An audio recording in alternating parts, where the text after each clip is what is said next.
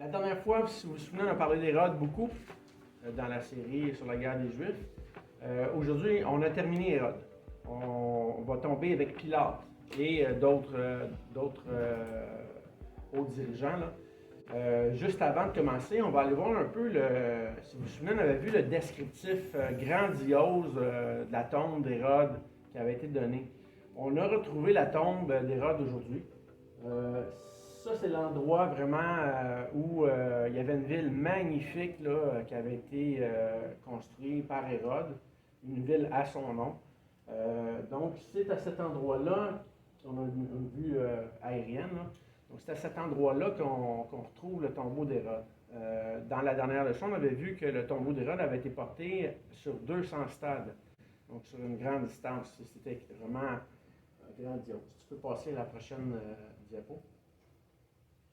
Donc, on a ici son sarcophage reconstitué, là, mis en amalgame. Le sarcophage a été détruit, probablement par des ennemis d'Hérode, au travers probablement les années quand même proches. Donc, tout ce qu'il y avait de dorure sur le tombeau a été disparu, là, tout a été volé. Donc, il n'y a plus les couleurs en tant que telles, c'est vraiment rendu fade, tout est disparu. Mais on a quand même un aperçu du tombeau de l'époque qui était un tombeau hors norme. On continue avec la prochaine. Ce tombeau-là avait tout été taillé dans la pierre, à même la roche. On a une autre vue ici avec l'autel, avec la montagne. Ça, c'est sûr que c'est une vue moderne. Continue avec la prochaine. On voit un peu plus de détails sur le tombeau avec ce qui avait été mis là comme encaveur. Je voulais vous montrer un petit peu ça là, pour qu'on puisse faire le lien avec ce qu'on avait déjà eu dans la dernière leçon. Si vous voulez aller voir, il y a plein d'informations archéologiques sur ce sujet-là. Dans les 20 dernières années, il y a vraiment beaucoup de détails qui sont sortis au travers de l'archéologie sur l'emplacement. Puis actuellement, ça fait l'objet vraiment de grandes recherches. Hérode était probablement le plus grand roi de son temps là, dans la région juive d'Israël. Donc, c'est ce qu'il en était pour le tombeau. Donc aujourd'hui, on va aller à la page 100 de la leçon. On va commencer avec le règne de Pilate. Pilate, en fait, a régné de 26 à 36 après Jésus-Christ.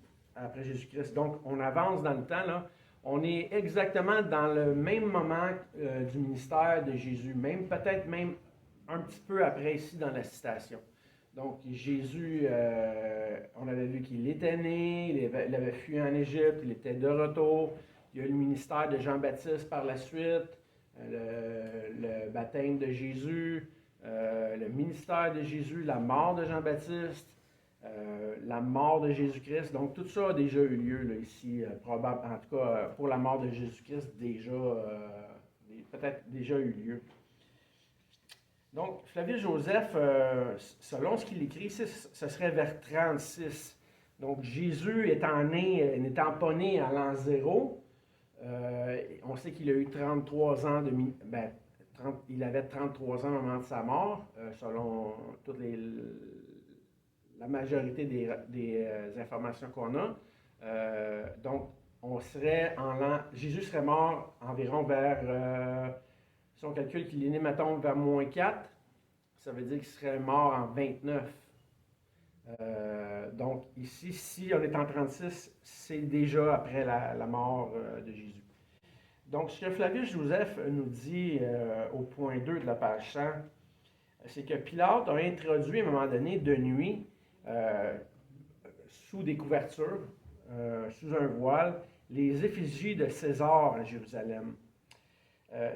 Ceci a fait en sorte qu'il y a un grand tumulte qui s'est produit là, au travers des Juifs quand ils sont réveillés au matin. Ils ont vu leur loi violée. Donc, en fait, les lois qui disaient que de ne pas faire de représentation à Jérusalem, en fait, en quelques lieux, là, des représentations physiques. Donc, pour eux, c'était une grande transgression. Les Juifs se sont ameutés, ils ont supplié Pilate de retirer les enseignes de Jérusalem, là, c'était le nom qu'on donnait. Et Pilate a refusé. Ils se sont couchés autour de sa maison et ils y restèrent prosternés sans mouvement pendant 5 jours entiers et 5 nuits pour le faire fléchir. Mais Pilate n'a pas acquiescé à l'instant, mais je crois que plus tard, il a consenti à ce que les insignes soient retirés. Il y a une autre révolte là, qui a été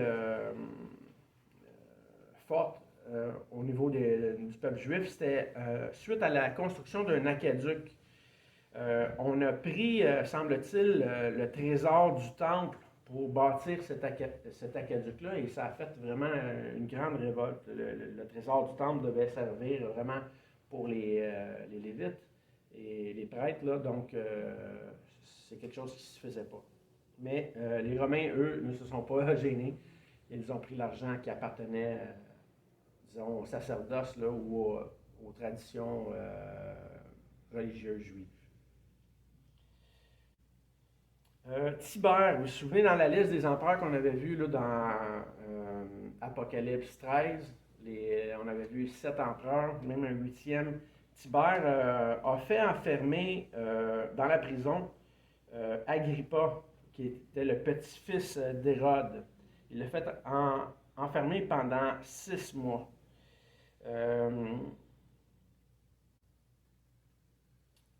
Agrippa, c'était vraiment un homme du peuple.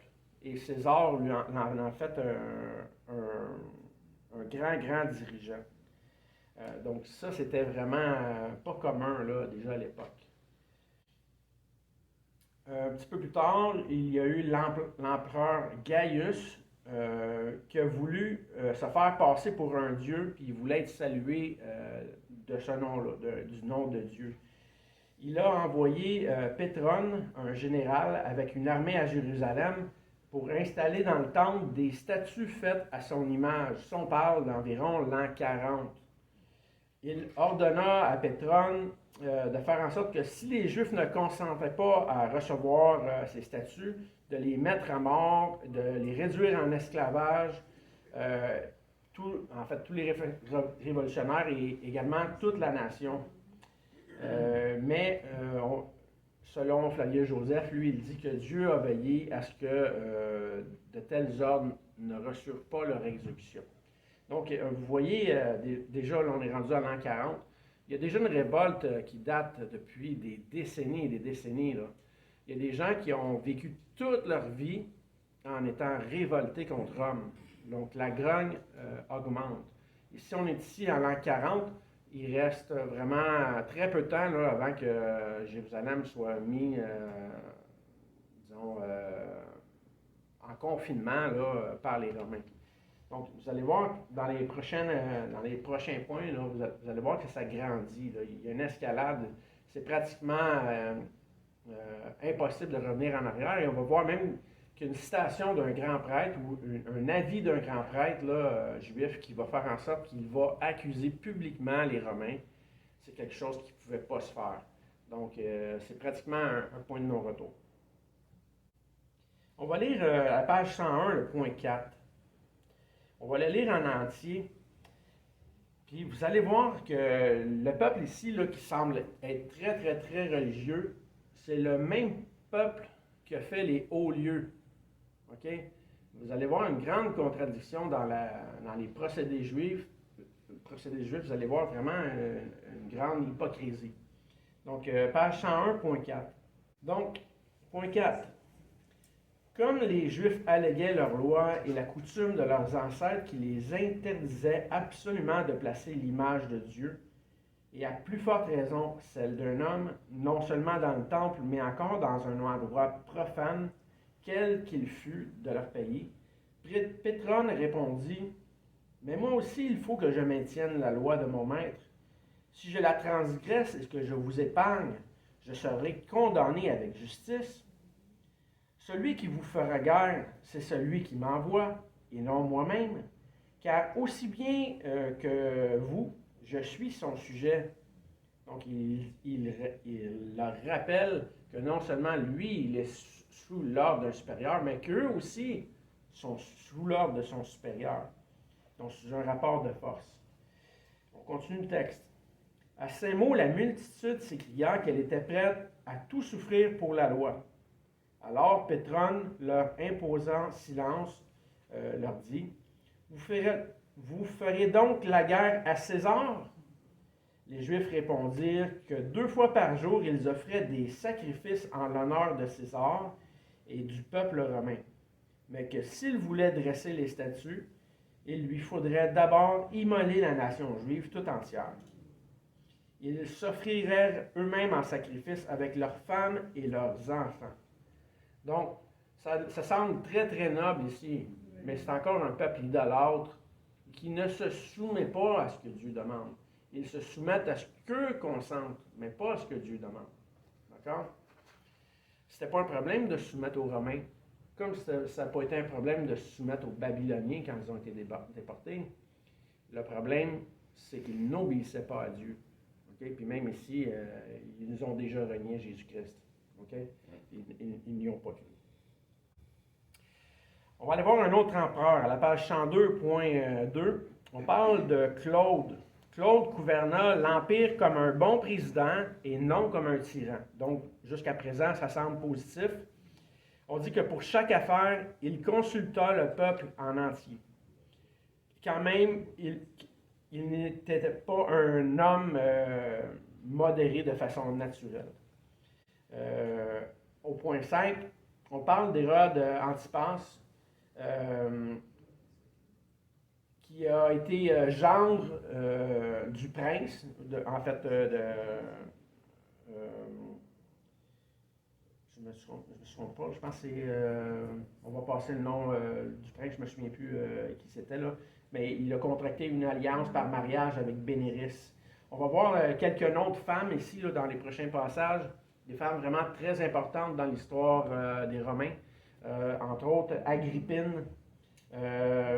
Si vous avez une chance d'aller, disons, sur YouTube, aller visionner un petit peu, si vous tapez Agrippine puis vous regardez le reportage, vous allez voir vraiment comment cette femme-là a vraiment manipulé beaucoup d'empereurs, ses fils. C'était une des femmes qui a eu le plus de pouvoir là, sous Rome. Et ça a vraiment changé vraiment le cours de l'histoire romaine. Donc, si vous allez voir ça, Agrippine sur YouTube, il y a des reportages vraiment très, très intéressants.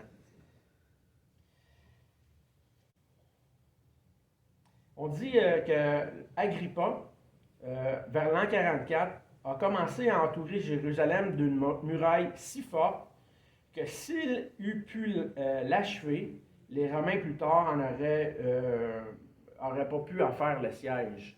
On avait déjà vu dans la leçon précédente qu'on disait que les murailles de Jérusalem étaient vraiment imposantes, mais ici, sous le travail d'Agrippa, ça aussi a encore augmenté en volume, là, puis ça aurait pu devenir problématique même pour Rome là, pour pouvoir assiéger. Agrippa mourut à Césarée après un règne de 3 ans. Et il a également été tétrarque pendant une autre période de 3 ans. Donc tétrarque, ça voulait dire qu'il était gouverneur de 4 régions en Israël. Il n'y a pas eu beaucoup de tétrarques là, dans l'histoire romaine dans le pays d'Israël. Hérode mourut vers l'an 48. Hérode Antipas toujours. Et Claude, par la suite, vient régner. Vers l'an de 46 à 49, là, disons. On dit qu'à un moment donné, quand il y a eu la fête des Azimes à Jérusalem, la cohorte romaine avait pris position sur les toits du portique du temple. Si vous vous souvenez bien, on avait vu la tour Antonia, qui ne faisait pas partie des plans originaux du temple d'Israël.